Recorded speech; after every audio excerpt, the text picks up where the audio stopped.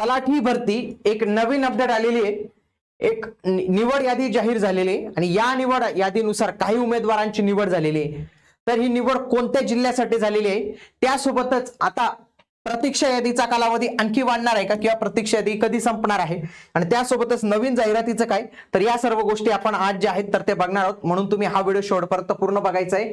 आणि तुम्ही देखील तलाठी भरतीसाठी तयारी करत असाल तर महाराष्ट्रातील सर्वात चांगली मार्गदर्शन करणारी अकॅडमी म्हणून इग्नाइट अकॅडमीचं नाव आहे। कारण की 2023 मध्ये मित्रांनो आपण महाराष्ट्रातील सर्वात जास्त उमेदवारांना तलाठी या पदासाठी मार्गदर्शन केलं होतं। आज तेथील बहुतांश उमेदवार आज जे आहेत त्या या महसूल विभागाअंतर्गत येणाऱ्या तलाठी या पदावर कार्य करत आहेत।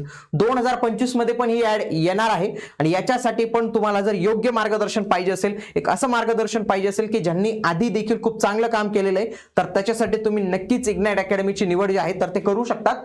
आणि ही बॅच तुम्ही आपल्या इग्नाइट अकॅडमीच्या ऍप्लिकेशन वरून जे आहेत तर ते जॉईन करू शकतात। बघा नुकतेच पुणे जिल्ह्याच्या याच्यासाठी नवीन अपडेट आलेली आहे। ही अपडेट आली होती 11/9/2025 ला। म्हणजे काहींसाठी हा दिवस फार महत्त्वाचा असणार आहे। म्हणजे प्रतीक्षा यादी संपण्याच्या थोड्याशाच कालावधी अगोदर त्यांचं जे आहे तर ते नाव लिस्ट मध्ये आलेले आहे। जवळपास जर पाहिले 14 उमेदवारांची निवड झालेली आहे, त्यात पेसा क्षेत्रातील 2 आणि 12 पेसा क्षेत्रातील बाहेर असे 14 उमेदवारांना आता तलाठी होणार। आता हे सगळे तलाठी होणार आहेत कारण की निवड यादीनुसार यांना आता जी आहे तर ती संधी मिळालेली। काही उमेदवारांनी जॉईन केलं नसेल किंवा काहींचं दुसरीकडे झालं असेल, काही ते महसूल सहाय्यक कम लिपिक झाले असतील किंवा काहींना नाहीच पाहिजे आहे, तर ते असे उमेदवार जे असतील तर त्या सगळ्यांची सोडल्यानंतर हे 14 लोकांना जे आहे तर ती इथं संधी भेटलेली आहे। आणि ही चांगली गोष्ट आहे, यांना त्यांच्या ईमेल आयडी द्वारे पण जे आहे तर ते कळवण्यात आलेलंच असेल। बघा या प्रतीक्षा यादीमधून निवड यादीमध्ये आपली निवड झालेली आहे, म्हणजे त्यांची निवड झालेली, तर त्यांचे सर्वात आधी आपण अभिनंदन केलं पाहिजे, त्यांना कॉंग्रॅच्युलेट केलं पाहिजे। आणि त्यांना जे आहे 12/9/2025 रोजी सकाळी 11 वाजता नवनियुक्तीने पदस्थापना देण्यात येणार आहे। त्याकरता आपण जिल्हाधिकारी कार्यालय पुणे महसूल शाखा ए विंग 2रा मजरा इथं उपस्थित पण राहायचं। त्यांना 12 वाजता ते गेले असतील, त्यांचा काही इश्यू नाही। पण आता हे दोन जे आहेत पेसा क्षेत्रातील आहेत, पण पेसा क्षेत्रातील जी उमेदवारांची नियुक्ती ना तर ती मानधन तत्वावर केलेली सध्या, कारण की यांची कोर्टात केस चालू आहे। म्हणून यांना नियुक्ती भेटावी याच्यासाठी गव्हर्नमेंटने काय केलं माहितीये का, यांना मानधन तत्वावर जे आहे तर ते घेतलेलं आहे। आता पुढची महत्वाची गोष्ट म्हणजे याची वेटिंग लिस्टचा कालावधी ऑलरेडी गव्हर्नमेंटने 6 महिने एवढा वाढवलेला होता आणि तो 13/9/2025 रोजी संपत आहे। म्हणजे आय थिंक उद्या संपून जाईल 13 सप्टेंबरला।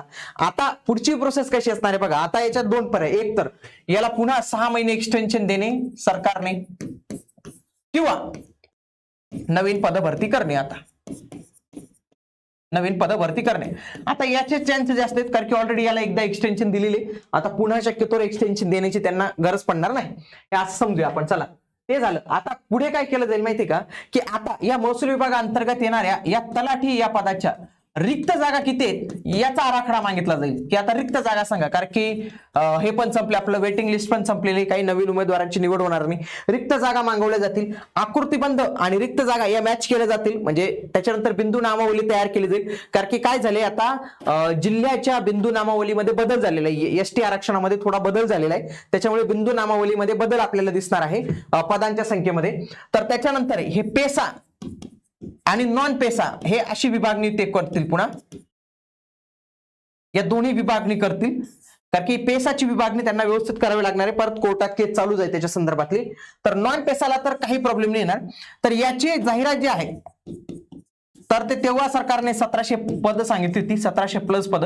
आता याची जे काही रिक्त पद असतील प्रत्येक जिल्ह्याच्या, तर ते त्या जिल्ह्याच्या याच्यात ऍड होतील आणि जाहिरात जी आहे तर ते येणाऱ्या नजीकच्या काळात आपल्याला जी आहे तर ती बघायला मिळणार आहे।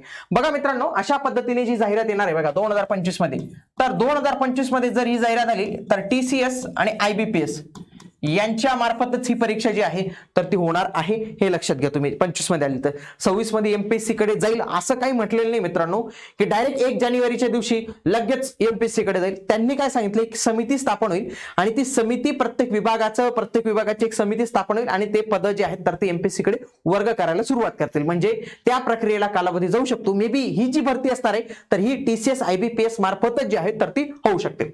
आणि याच्यासाठी मागील जे काही जवळपास 57 शिफ्ट मध्ये पेपर झाले होते, तर ते सगळ्या शिफ्टचे पेपर आपण याच्यात उपलब्ध करून दिलेले आहेत. ते पण विषय वाईज, म्हणजे मराठी वेगळं, इंग्रजी वेगळं, गणित बुद्धिमत्ता वेगळं आणि सामान्य ज्ञान वेगळं. त्यासोबतच महत्वाच्या प्रश्नांचं तुम्हाला स्पष्टीकरण खूप चांगल्या पद्धतीने दिलेले. आणि हे जर तुम्ही व्यवस्थित केलं ना, तर आगामी येणारे तलाठी असेल, मनपा असेल किंवा कुठले असेल, पण तलाठीसाठी हे तर एकदम बेस्ट उपाय ठरणार आहे. याच्यासाठी तुमच्या नजीकच्या बुक स्टोअर मध्ये जा आणि हे पुस्तक तुम्ही आजच जे आहे तर ते ऑर्डर करू शकतात. अमेझॉनवर पण अवेलेबल आहे, आपल्या इग्नाइट अकॅडमीच्या ऍप्लिकेशनवर आहे. हे नंबरही दिले आहेत, यांना देखील कॉल करून तुम्ही हे पुस्तक जे आहे तर ते ऑर्डर करू शकतात.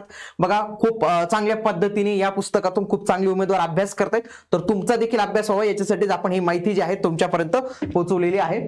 आता तलाठी भरती संदर्भात ज्या काही नवीन अपडेट येत असतील त्या तुम्हाला आपल्या या चॅनलवर बघायला मिळणार आहे. म्हणून तुम्ही हे चॅनल आजच जे आहे तर ते जॉईन करून ठेवा. भेटूया आता आपण पुढील व्हिडिओमध्ये. तोपर्यंत जय हिंद, जय महाराष्ट्र, धन्यवाद.